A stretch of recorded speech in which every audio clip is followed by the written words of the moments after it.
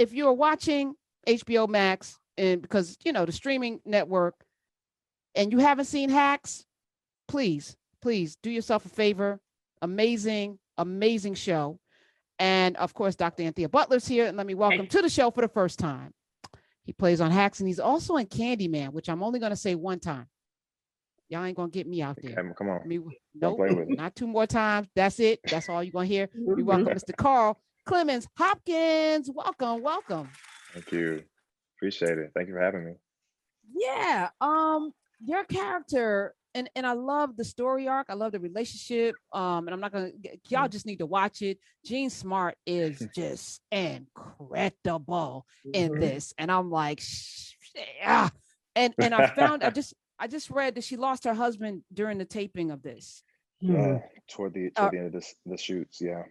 A man that she actually loved and liked, she had been with for 35 years, right? And I was just thinking about that kind of relationship, to be in it like that, and then have to show up to work, and then do a funeral scene. Yeah, yeah. She's incredible, and we, nothing but love and light and comfort and peace for her for that time, because it was really incredible to watch. Just the strength of this individual in the face of all of this, on top of everything else that's going on in the world. That was really great for me to just witness, and I'm honored and grateful for the opportunity. You play Marcus, who is literally her right hand. You're the person that makes it do what it do. She is a Vegas comedian.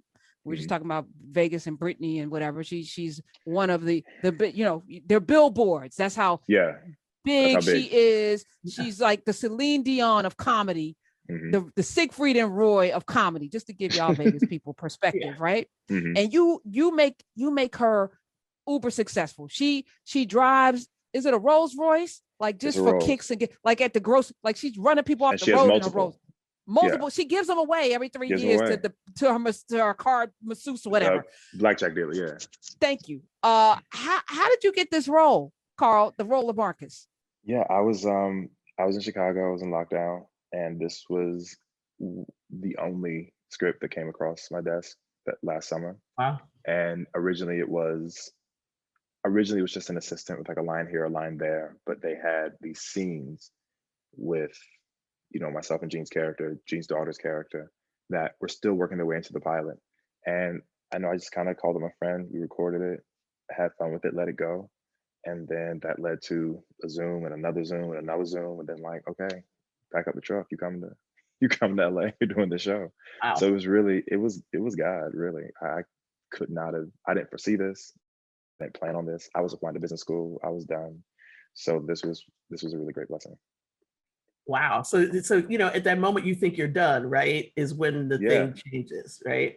Exactly. And you do all that. But this is an interesting question, because what you just said, you just let it go. So you weren't trying as hard as you would normally try. It just flowed, right?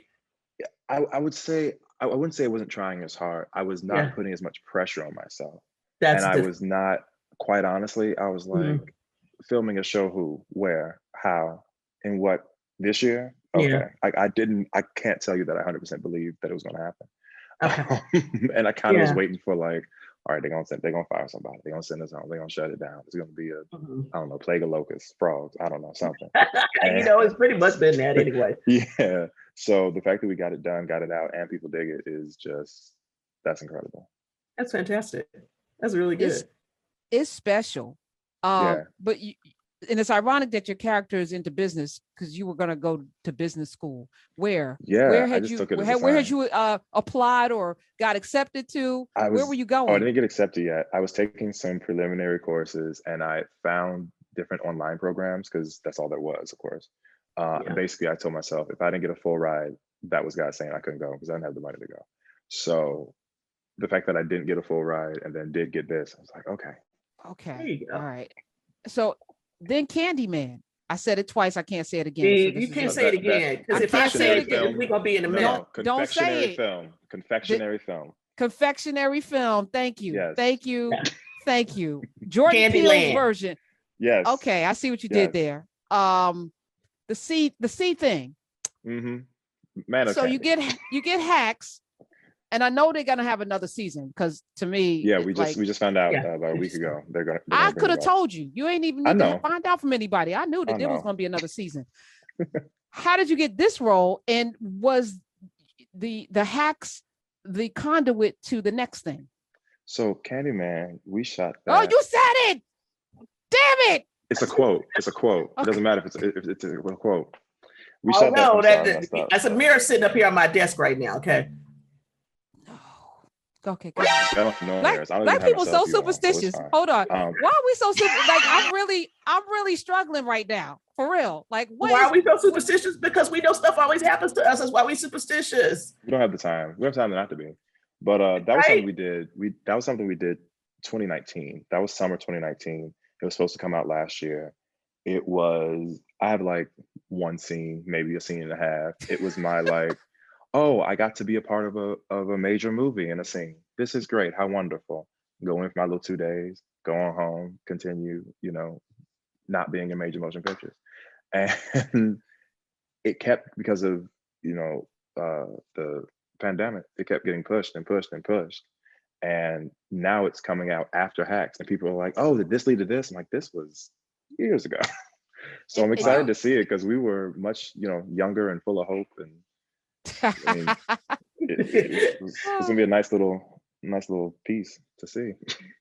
Okay, besides your wallet, sir, what has changed since Hacks? Because getting a steady paycheck and then the prospects of the next season and then the next season. Yeah, I see where this is going.